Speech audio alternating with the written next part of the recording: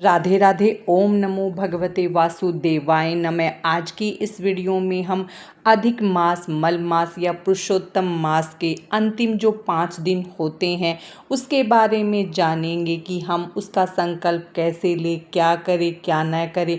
तो चलिए हम अपनी वीडियो को शुरू करते हैं। पुरुषोत्तम मास के जो अंतिम 5 दिन होते हैं जिसमें पंचरात्रि व्रत का संकल्प लिया जाता है। अगर आपने पूरे पुरुषोत्तम मास में किसी भी चीज का नियम नहीं लिया, कोई भी व्रत नहीं किया है तो आप पुरुषोत्तम मास के अंतिम 5 दिन का संकल्प ले सकते हैं। पुरुषोत्तम मास के अंतिम 5 दिन बहुत ही महत्वपूर्ण होते हैं। आप इनमें भी संकल्प करके जो भी दान पुण्य करेंगे तो उससे पूरे पुरुषोत्तम मास का फल आप प्राप्त कर सकते हैं। पुरुषोत्तम मास के आखिरी के जो 5 दिन होते हैं वो एकादशी से शुरू होते हैं और अमावस्या पर इसका समापन होता है। अमावस्या के दिन पुरुषोत्तम मास के व्रत का उद्यापन किया जाता है। तो आप अंतिम 5 दिन का व्रत का संकल्प ले रहे हैं तो एकादशी के दिन आप अपने व्रत का संकल्प करें और अमावस्या के दिन पुरुषोत्तम मास के व्रत का उद्यापन कर दे।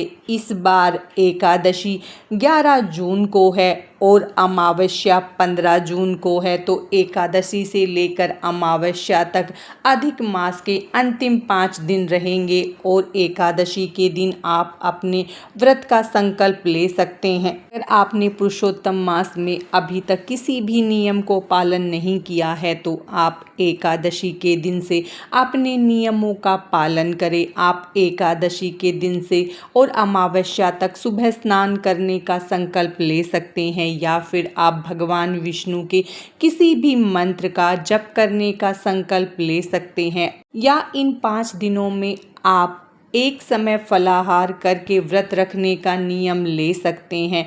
अगर आप फलाहार करने का नियम नहीं लेते तो आप एक समय भोजन ग्रहण करने का नियम ले सकते हैं, लेकिन जो भी आप भोजन ग्रहण करेंगे वो शुद्ध सात्विक होना चाहिए। उसमें प्याज लहसुन का इस्तेमाल आप न करें। इन 5 दिनों में अगर आप स्नान का नियम ले रहे हैं तो स्नान आप सूर्य उदय से पहले उठकर करें और अगर आपके आसपास नदी या तालाब है तो आप वहां जाकर स्नान करें। नहीं है तो आप घर के पानी में गंगा जल मिलाकर स्नान करें। अगर आप गंगा जल मिलाकर स्नान कर रहे हैं तो पहले आप गंगा जल डालें, उसके बाद आप पानी से बकेट भरकर उससे स्नान करें।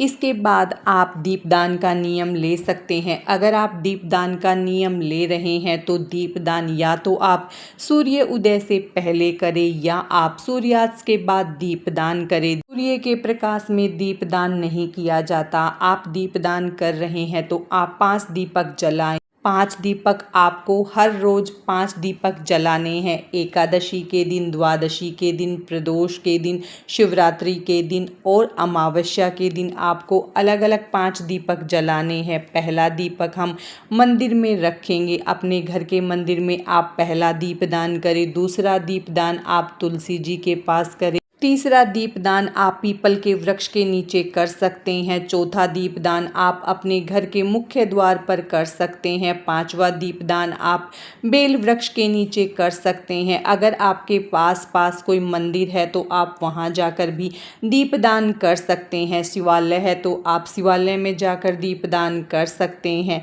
आप पीपल के वृक्ष के नीचे भी दीपदान कर सकते हैं, लेकिन रविवार के दिन तुलसी और पीपल में आप दीपदान ना करें। अगर आप ये सब नहीं करना चाहते तो आप इन 5 दिनों में अपनी कोई पसंद की वस्तु का त्याग कर सकते हैं या फिर आप किसी भी पवित्र ग्रंथ को पढ़ने का नियम ले सकते हैं या फिर आप विष्णु सहस्त्रनाम, शिव सहस्त्रनाम, हनुमान चालीसा या फिर आप सुंदरकांड पाठ करने का भी इन 5 दिनों में नियम ले सकते हैं या फिर आप भगवत गीता पढ़ने का भी नियम ले सकते हैं। भगवत गीता का पाठ करना बेहद फलदायी माना जाता है। यदि आप अपने पितरों को खुश करना चाहते हैं तो इन 5 दिनों में आप भगवत गीता के 11वें अध्याय का पाठ कर सकते हैं, जिससे पितृ प्रसन्न होते हैं और आपके घर में सुख समृद्धि बनी रहती है।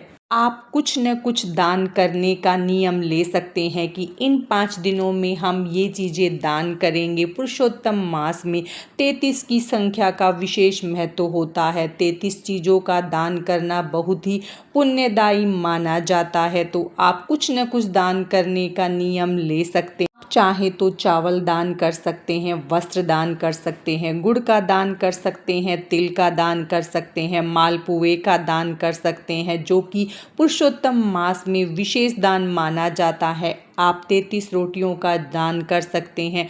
आप पुस्तकों का दान कर सकते हैं। अगला संकल्प, आप भगवान को तुलसी पत्र अर्पित करने का नियम ले सकते हैं, या फिर आप भगवान शंकर को बेल पत्र अर्पित करने का नियम ले सकते हैं। जल दान का नियम ले सकते हैं। पशु पक्षियों के लिए आप जल रख सकते हैं, या आप घड़े का दान भी कर सकते हैं। इस महीने में गर्मी बहुत ज़्यादा होती है, तो आप जल दान कर सकते हैं। इसके बाद आप चींटियों को आटा डालने का इन 5 दिनों में संकल्प ले सकते हैं। इनमें से आप कोई भी एक संकल्प ले सकते हैं, जिससे आपको अंतिम 5 दिनों में ही पूरे मल मास का पुण्य फल प्राप्त होगा। अगर आप पुरुषोत्तम मास के अंतिम 5 दिनों के व्रत का संकल्प ले रहे हैं, या इनमें से कोई भी नियम आप ले रहे हैं, तो एकादशी के दिन आप इन चीज़ों का संकल्प जरूर करें। बिना संकल्प के कोई भी पूजा या कोई भी काम अधूरा माना जाता है। तो आप एकादशी के दिन ब्रह्म मुहूर्त में उठकर स्नान आदि से निवृत्त होकर